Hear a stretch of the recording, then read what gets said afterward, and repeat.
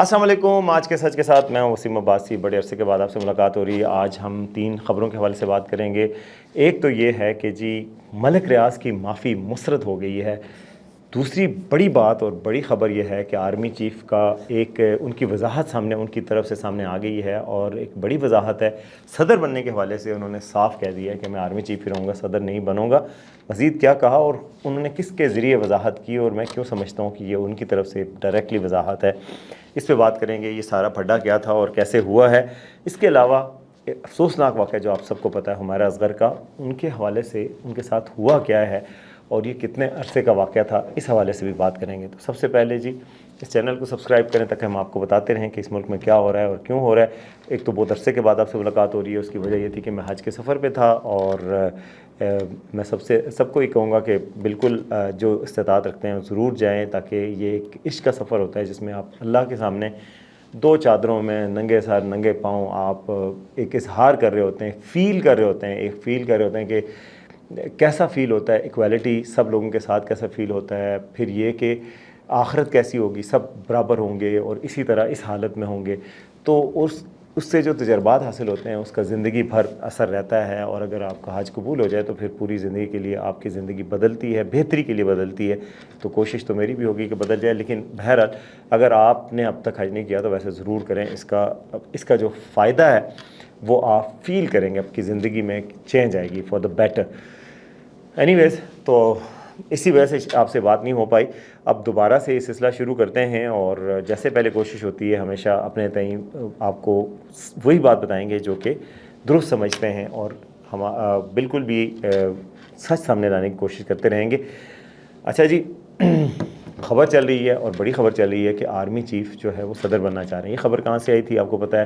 یہ خبر لندن سے آئی تھی. عادل راجہ صاحب نے دی, کچھ اور لوگوں نے بھی دی, لیکن پاکستان میں یہ خبر اعزاز سید ہمارے کولیگ ہیں, انہوں نے یہ خبر دی تھی کہ صدر کی کرسی خطرے میں. انہوں نے باقی کوئی بات نہیں کی تھی, انہوں نے کہا تھا کہ صدر کی ہٹانے کا عمل شروع ہو چکا ہے. اچھا, بعد میں بہت ساری وضاحتیں بھی. اعزاز سید ایک سینئر جرنلسٹ ہیں, میرے کولیگ ہیں, اور کافی تحقیق کے بعد خبریں دیتے ہیں, تو ان کی خبریں اکثر ٹھیک ہوتی ہیں. اب کبھی کوئی اگر وہ پہلے بھی بتا چکے ہیں کہ کون سی خبریں کوئی تردیدیں بھی آ چکی ہیں لیکن وہ ٹھیک نکلی ہیں, تو with all due respect to him government کا موقف سامنے آیا ہے. یہ اب اعزاز سید کا میں کل پرسوں ٹویٹ بھی دیکھ رہا تھا. انہوں نے کہا, وہ محل ملک سے باہر ہیں, انہوں نے کل پرسوں کہا کہ ان سے رابطہ کیا گیا ہے حکومتی جماعتوں نے, اور انہوں نے کہا کہ ایسی کوئی بات نہیں ہے.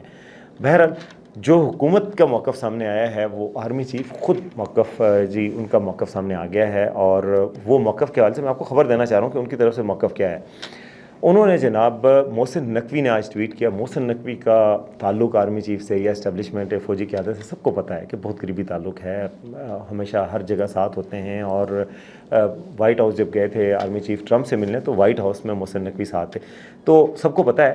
تو یہ کلیریفیکیشن میں نہیں سمجھتا یہ محسن نقوی صاحب نے دی ہے, یہ ان کی طرف سے ہی آئی ہے جن کے بارے میں بات ہو رہی ہے. تو آرمی چیف صاحب نے یہ واضح کر دیا کہ وہ صدر بننا نہیں چاہتے. فیلڈ مارشل عاصم منیر وہ کہتے ہیں کہ جی وہ صدر نہیں بننا چاہتے. جو کلیریفیکیشن ایک بڑی لمبی سی آئی ہے وہ ٹویٹ کی شکل میں آئی محسن نقوی کی. انہوں نے کہا جی بالکل وہ ایسی خبریں بے بنیاد ہیں, اور ہمیں پتہ ہے کہ یہ کون سے عناصر پھیلا رہے ہیں. میرا خیال عادل راجہ وغیرہ کی طرف وہ تھا, وہ ملک دشمن عناصر پھیلا رہے ہیں کہ جی آرمی چیف صدر بننا چاہتے ہیں. وہ ایسی کوئی خبر نہیں ہے, ایسی کوئی بات نہیں ہے. انہوں نے بلکہ کہا کہ فوجی قیادت سے صدر کا احترام کا مضبوط تعلق ہے.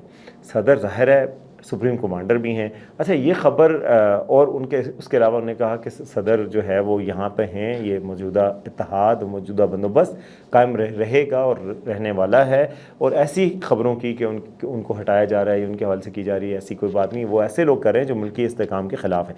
اچھا, اس کے ساتھ ساتھ جڑی ہوئی جو ذرائع سے خبریں آ رہی ہیں وہ یہ ہے کہ ملک میں اس وقت آپ کو پتہ ہے کہ انڈیا کے حملے کا بھی خدشہ موجود ہے, کیونکہ وہ مودی جی کو جناب ہزیمت بہت سامنے آئی ہے. اب اگلے الیکشن میں وہ کسی صورت نہیں جی سکتے جب تک کہ وہ کوئی اور ایڈونچر کی کوشش نہ کر لیں. حالانکہ اگلے ایڈونچر میں بھی ان کو منہ کی کھانی پڑے گی. کچھ دن پہلے آپ کو پتہ ہے آرمی چیف کا یہ بیان بھی سامنے آیا تھا جب NDU میں انہوں نے خطاب کیا کہ انڈیا کی کوئی بھی جارحیت ہوگی اس کو فوری, خطرناک اور تکلیف دہ قسم کا رسپانس ہم دیں گے، یعنی جس طرح آپریشن بنیان مرصوص میں اس کو رسپانس ملا تھا اس سے بھی بڑھ کر رسپانس دیں گے، تو کوئی جارحیت نہ کرے۔ لیکن یہ جو فضا ہے کہ دشمن حملہ کر سکتا ہے، ایسی فضا میں یہ نہیں ہو سکتا کہ ملک میں بے یقینی کی صورتحال پیدا کی جائے کہ جی صدر مملکت گتھم گتھا ہیں، اسٹیبلشمنٹ اور صدر مملکت کی لڑائی ہے، یا نون لیگ یا اور پیپلز پارٹی کی لڑائی ہے۔ یہ جو کوalition کا نظام ہے وہ جو ہے اس کو چلتے رہنے کی نوید ہے۔ جو فیصلہ ساز ہیں ملک کے وہ چاہتے ہیں کہ یہ نظام چلتا رہے تاکہ معیشت جو ہے اسٹیبل ہو۔ آج بھی اسٹاک مارکیٹ میں تیزی تھی، کل تھوڑی سی کمی تھی، لیکن اسٹاک مارکیٹ اب سارے ریکارڈ توڑ کے اس وقت تیزی کے ٹرینڈ پہ ہے۔ 1,32,33,000 کراس کر گیا ہے اسٹاک مارکیٹ کا جو انڈیکس ہے۔ اور جو ریلی شروع ہوئی تھی، یہ گورنمنٹ آئی تھی تو محل کوئی 88,000 سے بھی کم تھا، تو آپ دیکھ لیں کہ کدھر تک پہنچ گیا ہے۔ زر مبادلہ کے ذخائر 38 ارب ڈالر کے ریکارڈ قائم ہوئے ہیں۔ ڈالر کی قیمت بھی قدرے اسٹیبل ہے، مطلب 285 تک پہنچتا ہے، 279 سے 85 تک ہی رہا ہے 2 سالوں میں۔ تو وہ چاہ رہے ہیں کہ یہ مومنٹم قائم رہے، جو ڈیلز ہو رہی ہیں وہ چلتی رہیں۔ گو کہ عام آدمی کو مشکلات ہیں، بھئی یہ تو سیدھی بات ہے کہ ابھی جو پٹرول کی قیمت بڑھائی گئی ہے اس سے عام آدمی کو مشکلات ہیں، اور یہ کوئی خیال نہیں رکھا گیا ہے۔ شہباز شریف صاحب نے ذرا بھی یہ سوچا نہیں کہ جب قیمت کم ہوتی ہے عالمی منڈی میں تو آپ کم نہیں کرتے کہ یار لوگ عادی ہیں، کوئی بات نہیں برداشت کر لیں گے، لیکن ہم بلوچستان کی ڈیولپمنٹ کریں گے۔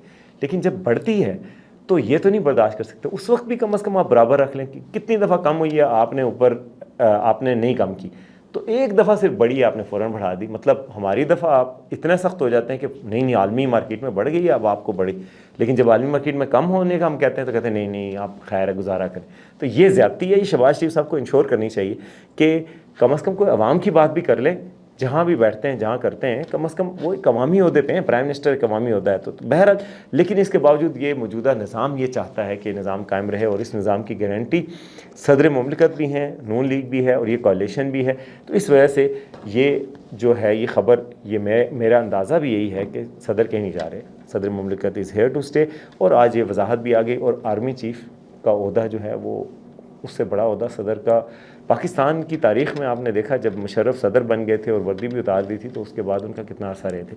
تو جو بڑا اور پاورفل عہدہ ہے وہ کون چھوڑے گا؟ تو یہ میرا نہیں خیال کہ اس طرح کی کوئی بات ہو رہی ہے۔ اب دوسری بڑی خبر ہے، اور یہ وضاحت جو ہے اور حکومتی ذرائع سے آئی ہے اور اعلیٰ سطح کے ذرائع سے آ رہی ہے کہ ملک ریاض کو معافی نہیں ملی، اور اسٹیبلشمنٹ کے ذرائع سے آ رہی ہے کہ ملک ریاض کی معافی کی جو بات ہے وہ مسترد ہے، اور جو خاص طور پہ اس نے کہا کہ 300 کنال اراضی دینے کی پیشکش کی گئی ہے شہداء کے لیے، جو یہ خبر چل رہی تھی، اس پہ کہا گیا کہ ایسی کوئی بات نہیں ہے، ان کی معافی اور شہداء کے لیے جو ایک فنڈ بنایا جاتا ہے ویلفیئر، شہداء کی ویلفیئر کے، وہ آرمی کا ماتھے کا جھومر ہوتا ہے، اور وہ اس کی جو رقم ہے یا اس کی جو زمین ہے اس کو آلودہ نہیں ہونا دینا چاہتے، اور نہ ہی وہ یہ چاہتے ہیں کہ کوئی ایسا شخص جو کہ اشتہاری ہے وہ اس کے لیے فنڈ کرے یا اس کے لیے زمین دے۔ تو منع کر دیا گیا اور کہا گیا ہے کہ جی ملک ریاض صاحب ایک اشتہاری ہیں، ان کے ریڈ وارنٹ جاری ہو چکے ہیں، اور شہداء کی جو فلاح و بہبود اور ریاست اور اس کے اداروں کی ایک مقدس ذمہ داری ہے، جو کسی صورت میں کسی فرد واحد کے احتیاط پہ منحصر نہیں، خاص طور پہ ایسے افراد جو سنگین مالی بدعنوانی کے مقدمات میں ملوث ہیں، یعنی کہ ملک ریاض کے پیسے نہیں چاہیے۔ انہوں نے عدالتوں کے بار سمن کے باوجود ملک ریاض پیش نہیں ہوئے، ان کو اشتہاری مجرم قرار دیا جا چکا ہے، ان پر کئی کرپشن کے کیسز ہیں، زیر سماعت ہیں، وہ ریاست اور عوام کے اربوں روپے کے مقروض ہیں، ان کے خلاف ریڈ وارنٹ بھی جاری ہو چکے ہیں، اور عدل اور انصاف کے ایک جمہوری ملک میں جو ضابطے ہیں وہ سب پہ لاگو ہوتے ہیں۔ تو عدالتوں میں ان کے فیصلے ہوں گے، ان کو کوئی غیر رسمی معافی اور یہ خط لکھ کے کہ جی انہوں نے آرمی چیف کو خط لکھا کہ جی مجھے معاف کر دیا جائے، یہ ٹویٹ کیا تھا کہ معاف کر دیا جائے، جس وقت فیلڈ مارشل بنے تھے آرمی چیف تو اس وقت بھی ان کا ٹویٹ فٹافٹ آ گیا کہ بس ماضی کو بھلا کے آگے بڑھے نا پلیز، لیکن ان کو کہا گیا نہیں آگے نہیں بڑھنا بھائی جان، ادھر حساب دیو۔ تو حساب جو ہے وہ معذرتیں، کہا گیا ہے کہ اس طرح کی پیشکشیں یا معذرتیں کسی قانون کے دائرے سے باہر نہیں کر سکتی، ان تمام مقدمات کا فیصلہ عدالتوں میں ہوگا، نہ کہ ذاتی معافیوں یا غیر رسمی معاہدوں سے ہوگا۔ ٹھیک ہے، اچھا وفاقی وزیر داخلہ نے جو کہنا تھا وہ میں آپ کو بتا چکا ہوں۔